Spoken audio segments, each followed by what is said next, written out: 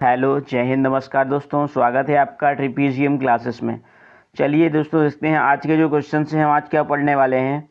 आज का पहला क्वेश्चन है हमारा, पियाजे के विकासात्मक सिद्धांत के परिप्रेक्ष्य में निम्नलिखित में से कौन सा आरेख विकास को समुचित रूप से स्पष्ट करता है। ठीक है, जो विकास है उस विकास को क्या है, समुचित रूप से स्पष्ट करता है। तो चलिए देखते हैं। पहला जो ऑप्शन है आपका विकास, यहाँ पे ये क्या है, विकास है, और ये क्या है, बालक की आयु है। जो बालक की आयु है ये आयु है और ये विकास है। जब क्या होगी, जैसे जैसे क्या है बालक की आयु बढ़ती जाएगी, जो विकास है वैसे वैसे क्या है वो विकास होता जाएगा। जो बालक है बालक का विकास होता जाएगा। ठीक है, इसके बाद बी ऑप्शन है आपका, विकास और आयु इन दोनों के बीच क्या रिलेशन दे रखा है। ये क्या है, वक्राकार। तो जो विकास होता है और आयु के सापेक्ष जो विकास होता है वो वक्राकार तो नहीं हो सकता, इसलिए ये जो ऑप्शन है आपका यहाँ पे नहीं होगा। ठीक है, नेक्स्ट जो आपका सी ऑप्शन है, ये है कि जो आयु और विकास के बीच में ये क्या है, ये भी कर्व शेप में है, तो ये क्या है, ये भी विकास नहीं होगा। जो बालक है उसका जो विकास है, पहले क्या है, ना तो विकास होगा ना तो आयु होगी, लेकिन क्या है, पहले जैसे जैसे क्या है बालक की आयु बढ़ती जाएगी वैसे वैसे क्या है विकास होता जाएगा। तो यहाँ पे ये भी ऑप्शन क्या है आपका रॉन्ग। ठीक है, नेक्स्ट देखते हैं कि जो आयु है, आयु के साथ जो विकास है वो एक सीधी रेखा में क्या है, बीच से जा रहा है, तो ऐसा नहीं होता है। तो यहाँ पे ये भी क्या है, एक क्रॉस है। तो यहाँ पे जो राइट ऑप्शन है दोस्तों आपका, वो यहाँ पे जो विकास है, जैसे जैसे क्या है बालक की आयु बढ़ती जाएगी विकास का जो क्रम है वो क्या है, बढ़ता जाएगा। ठीक है, तो यहाँ पे जो राइट ऑप्शन होता है आपका, ए ऑप्शन यहाँ पे राइट है। नेक्स्ट, एक अध्यापक या फिर अध्यापिका ने पाया कि एक विद्यार्थी वर्ग बनाने में कठिनाई अनुभव कर रहा है। उसने अनुमान लगाया कि वह हीरे या फिर डायमंड का चित्र बनाने में भी क्या है, कठिनाई अनुभव करेगा। उसने निम्नलिखित में से किस सिद्धांत पर आधारित होकर यह अनुमान लगाया। तो दोस्तों, किस सिद्धांत पर आधारित होकर उसने अनुमान लगाया, देखते हैं ऑप्शन। ठीक है, पहला ऑप्शन है विकास एक व्यवस्थित क्रम में होने की क्या है, प्रवृत्ति से संबद्ध है। जो विकास है एक व्यवस्थित क्रम में होने की प्रवृत्ति से क्या है, संबद्ध है। और जो सेकंड ऑप्शन है, विकास की प्रक्रिया एक उत्परिवर्तनीय प्रक्रिया है। इसके बाद जो ऑप्शन है आपका थर्ड, विकास निरंतरीय होता रहता है। जो विकास है वो क्या है, निरंतर होता रहता है। और जो डी ऑप्शन है, अलग अलग लोगों के लिए विकास की प्रक्रिया भी क्या है, अलग अलग होती है। तो दोस्तों यहाँ पे जो आपका राइट ऑप्शन है, जो राइट ऑप्शन आपका जाता है वो जाता है ए की तरफ। क्यों? क्योंकि जो विकास है एक व्यवस्थित क्रम में होने की प्रवृत्ति से संबंधित है। एक व्यवस्थित क्रम होगा मतलब क्या है, जन्म से क्या है, जब बालक शैशवावस्था से क्या है बाल्यावस्था में आएगा तो उसका जो विकास है वो एक निश्चित क्रम में होगा। उसके बाद बाल्यावस्था से क्या है, वो जब किशोर अवस्था में आएगा तो उसका जो विकास है एक फिर से क्या है, एक अलग क्रम में होगा। और जब क्या है वो युवा अवस्था में आएगा तो उसका जो विकास है वो लगभग लगभग क्या है, परिपूर्ण हो चुका होगा। ठीक है, तो यहाँ पे जो राइट ऑप्शन है आपका, ए ऑप्शन यहाँ पे सही होता है। नेक्स्ट,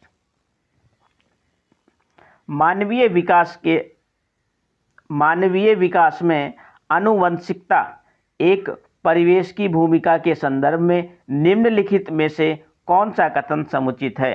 तो ऑप्शन दिए जाते हैं दोस्तों आपको, परिवेश की भूमिका लगभग स्थिर सी रहती है, जबकि आनुवंशिकता का प्रभाव क्या है, परिवर्तित होता है। जो क्या है, आनुवंशिकता है वो क्या है, परिवर्तित होता है। तो ये वाला तो हो ही नहीं सकता है, क्योंकि जो आनुवंशिकता का प्रभाव क्या है, परिवर्तित नहीं होता है। ठीक है, सेकंड ऑप्शन है, व्यवहारवाद के सिद्धांत प्रायः मानवीय विकास में प्रकृति की भूमिका पर आधारित हैं। ठीक है, ये भी नहीं हो सकता है, क्योंकि जो व्यवहारवाद का जो सिद्धांत है वो मानवीय विकास में प्रकृति की भूमिका पर आधारित नहीं है। ठीक है, नेक्स्ट ऑप्शन है आपका कि विकास के विभिन्न क्षेत्रों में आनुवंशिकता एवं परिवेश का सापेक्षिक प्रभाव परिवर्तनशील है।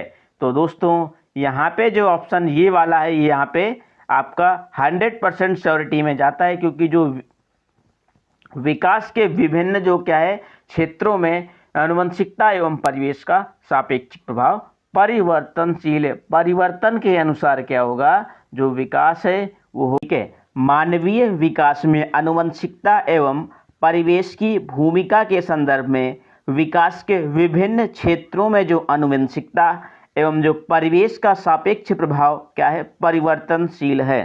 तो दोस्तों यहाँ पे जो आपका राइट ऑप्शन है वो क्या है, सी पे जाता है। ठीक है, चलिए बढ़ते हैं नेक्स्ट क्वेश्चन की ओर। जो अगला क्वेश्चन है आपका वो है सामाजिकरण के संदर्भ में विद्यालयों के पास जो प्रायः एक प्रच्छन्न पाठ्य चर्चा विद्यमान रहती है, जिसमें निहित है। इसमें क्या निहित है, तो ऑप्शन देखते हैं हम।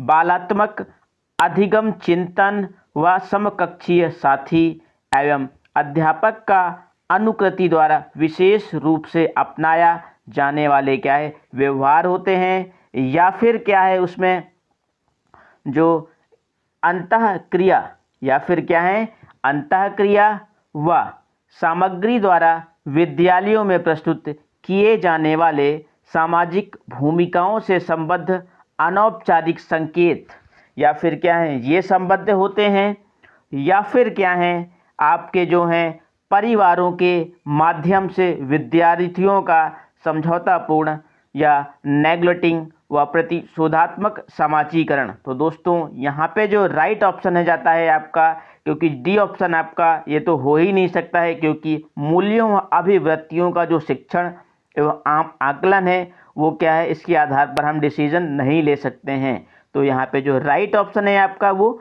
बी की ओर जाता है। तो अंतःक्रिया व सामग्री द्वारा विद्यालयों में प्रस्तुत किए जाने वाले सामाजिक भूमिकाओं से संबद्ध अनौपचारिक संकेत, या फिर हम इसको ऐसे समझें कि जो सामाजिकरण है उसके संदर्भ में क्या है, विद्यालयों के पास जो प्रायः क्या एक प्रच्छन्न पाठ्य चर्चा क्या है विद्यमान रहती है। मतलब क्या है, एक पाठ्य चर्चा विद्यमान रहती है जो बच्चों की अंतःक्रिया व सामग्री द्वारा विद्यालय में प्रस्तुत किए जाने वाले सामाजिक भूमिकाओं से क्या है संबद्ध अनौपचारिक संकेत होते हैं। इन माध्यमों से क्या है बच्चों का जो सामाजिकरण क्या है होता है। तो यहाँ पे जो राइट ऑप्शन है दोस्तों आपका वो क्या है, बी। नेक्स्ट अगला क्वेश्चन है, निम्नलिखित में से कौन सा निहितार्थ प्याजे के संज्ञानात्मक विकास के सिद्धांत से नहीं निकाला जा सकता है। ऑप्शन मिलते हैं आपको, बच्चों की अधिगमनात्मक तत्परता के प्रति संवेदनशीलता, या फिर व्यक्तिक भेदों की स्वीकृति, या फिर खोजपूर्ण अधिगम, या फिर शाब्दिक शिक्षण की आवश्यकता। तो दोस्तों यहाँ पे जो राइट ऑप्शन आपका जाता है वो जाता है डी की तरफ। क्यों, क्योंकि जो शाब्दिक शिक्षण की आवश्यकता होगी, मतलब जो प्याजे के संज्ञानात्मक विकास के सिद्धांत से नहीं निकाला जा सकता है। तो क्या है, शाब्दिक शिक्षण की जो आवश्यकता है उसको नहीं निकाला जा सकता है। बाकी जो आपके ऑप्शन है, मतलब अधिगमनात्मक तत्परता के प्रति संवेदनशील और व्यक्तिक भेदों की स्वीकृति और खोजपूर्ण अधिगम, ये सभी क्या है संज्ञानात्मक प्रभाव से रिलेटेड हैं। तो जहाँ पे जो राइट ऑप्शन जाता है आपका वो डी की तरफ जाता है। ठीक है, नेक्स्ट निम्नलिखित में से कौन सा कोहलबर्ग के नैतिक विकास के चरणों का लक्षण है। पहला ऑप्शन है चरणों का परिवर्तनीय अनुक्रम, या फिर विभिन्न चरण अलग अलग प्रत्युत्तर हैं न कि सामान्य प्रतिमान। इस जो थर्ड ऑप्शन है वो है सभी संस्कृतियों से संबद्ध चरणों की सार्वभौम श्रृंखला, या फिर जो लास्ट ऑप्शन दोस्तों है आपका वो है विभिन्न चरण एक गैर पदानुक्रम रूप में आने की ओर बढ़ते हैं, बिना किसी पद क्रम के अनुसार क्या है वो आगे की ओर बढ़ते हैं। तो यहाँ पे जो राइट ऑप्शन है दोस्तों आपका, वो यहाँ पे जो राइट ऑप्शन होता है वो है सभी संस्कृतियों से संबद्ध चरणों की सार्वभौम श्रृंखला।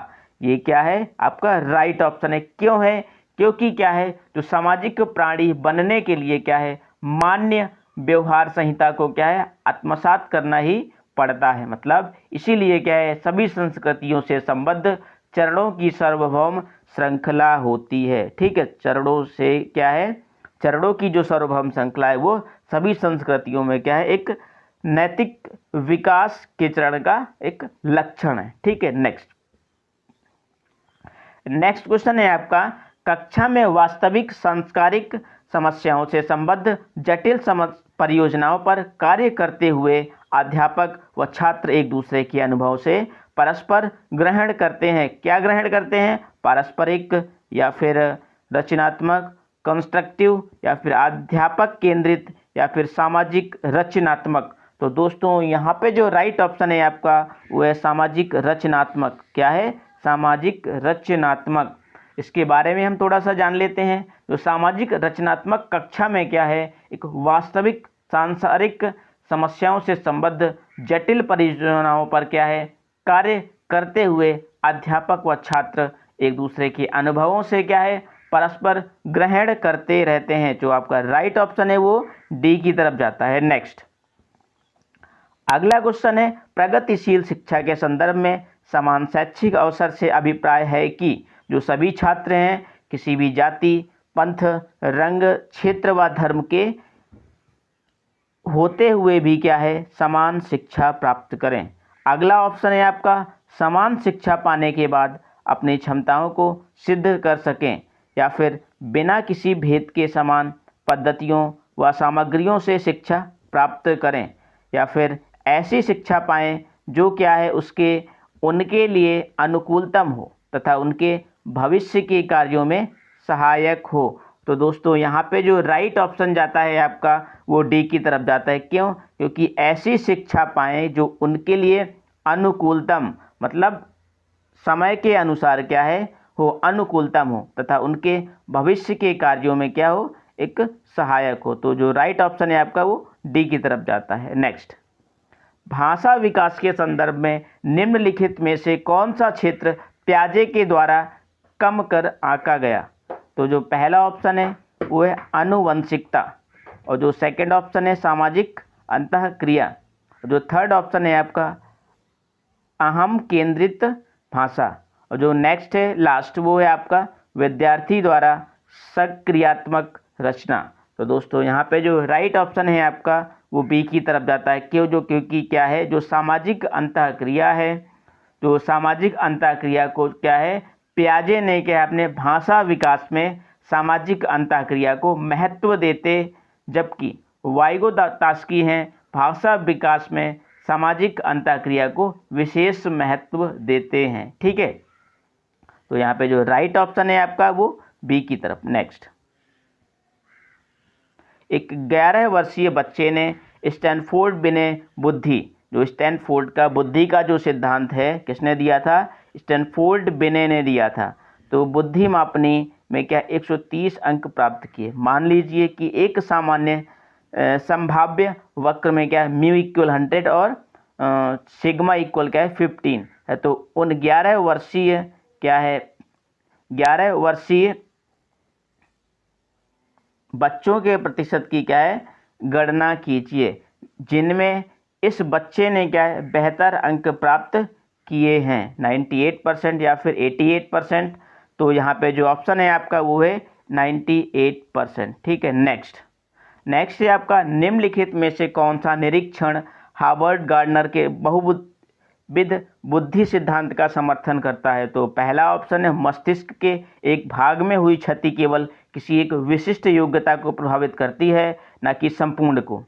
नेक्स्ट है बुद्धि विश्लेषणात्मक, सृजनात्मक एवं व्यवहारिक बुद्धियों की अंतःक्रिया, या फिर नेक्स्ट है विभिन्न बुद्धियां अपने स्वरूप में पदानुक्रमात्मक हैं, या फिर डी है जो आपका ऑप्शन वो है अनुदेशन के प्रारूप का निर्माण करते समय अध्यापकों को क्या है किसी एक विशिष्ट शैक्षिक नवाचार के सिद्धांत का अनुपालन करना चाहिए। तो दोस्तों जो यहाँ पे राइट ऑप्शन है आपका वो जाता है आपका मस्तिष्क के एक भाग में हुई क्षति केवल किसी एक विशिष्ट योग्यता को प्रभावित करती है, ना कि संपूर्ण को।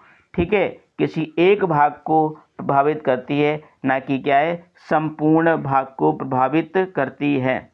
ठीक है, नेक्स्ट अगला क्वेश्चन है योग्यता व योग्यता समूहीकरण के परिप्रेक्ष्य में निम्नलिखित में से कौन सा कथन क्या है सत्य है? विद्यार्थी सम समूहों से बेहतर सीखते हैं, या फिर अबाध व प्रभावी शिक्षण हेतु कथा को समरूपी होना चाहिए, या फिर छात्र असहिष्णु होते हैं, वह भेदों को स्वीकार नहीं करते हैं, या फिर विभिन्न योग्यता वाले समूहों को ग्रहण करने के लिए अध्यापकों को क्या है, बहुस्तरीय शिक्षा को क्या है, अपनाना चाहिए।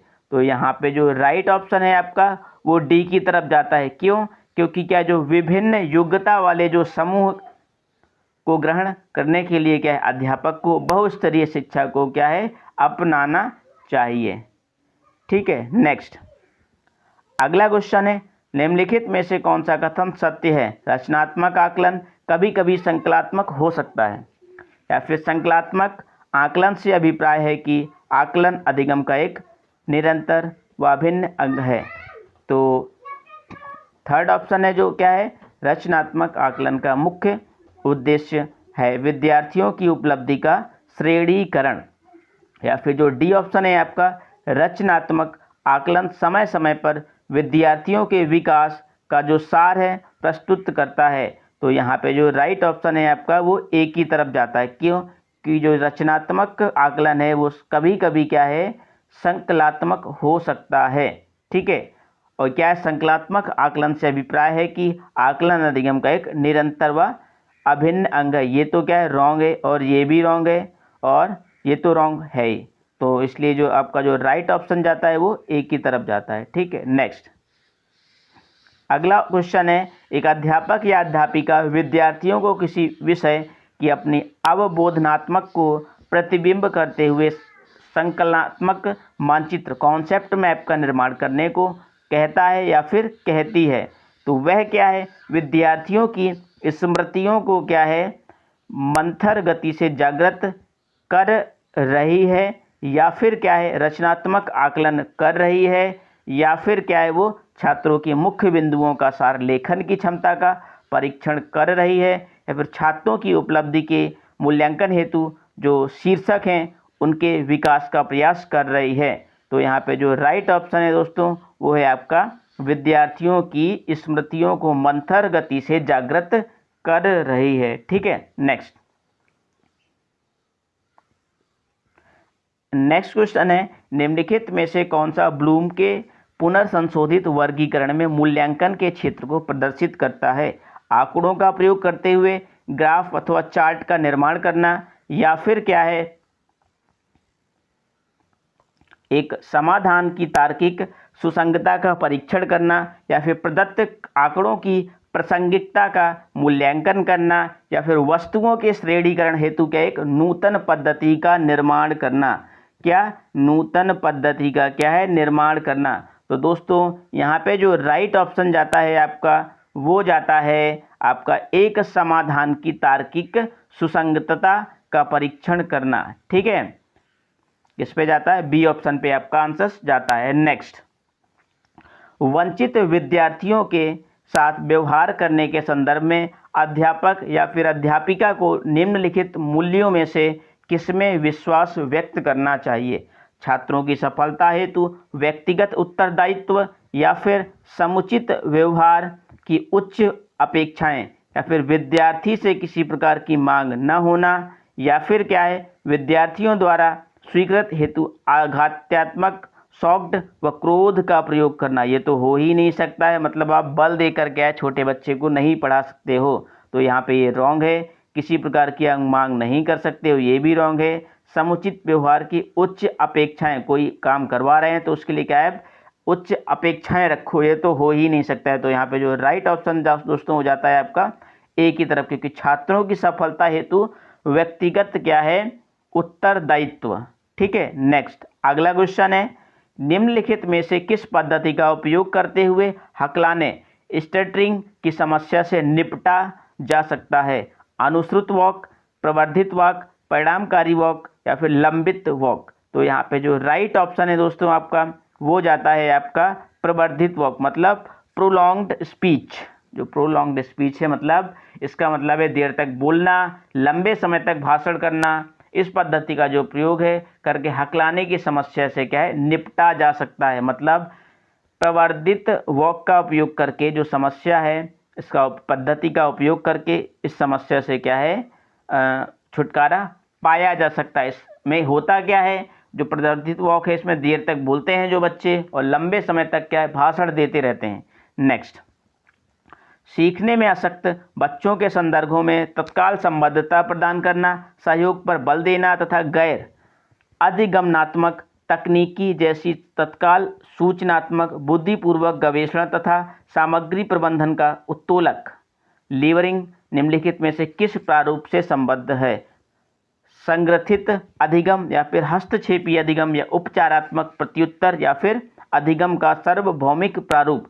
दोस्तों यहाँ पे जो राइट ऑप्शन जाता है आपका वो जाता है एम्बेडेड लर्निंग की तरफ, क्योंकि जो एम्बेडेड लर्निंग है वो क्या है बच्चों के संदर्भ में क्या है तत्काल संबद्धता, जो क्या है एक तत्काल संबद्धता प्रदान करना, मतलब सहयोग पर बल देना तथा गैर अधिगमनात्मक टेक्निक जो है जैसी तत्काल सूचनात्मक बुद्धिपूर्वक गवेषण, जो बुद्धिपूर्वक गवेषण है तथा सामग्री प्रबंधन का उत्तोलक संग्रथित अधिगम प्रारूप से क्या है संबंधित है। नेक्स्ट, एक समावेशी कक्षा कक्ष है जहां क्या है तब तक आकलन की पुनरावृत्ति होती रहती है जब तक प्रत्येक अधिगमकर्ता सीखने और सिखाने वाला न्यूनतम श्रेणी प्राप्त न कर ले, या फिर विद्यार्थियों का भार कम करने के लिए अध्यापक केवल अनुमोदित पुस्तकों से ही पढ़ाए।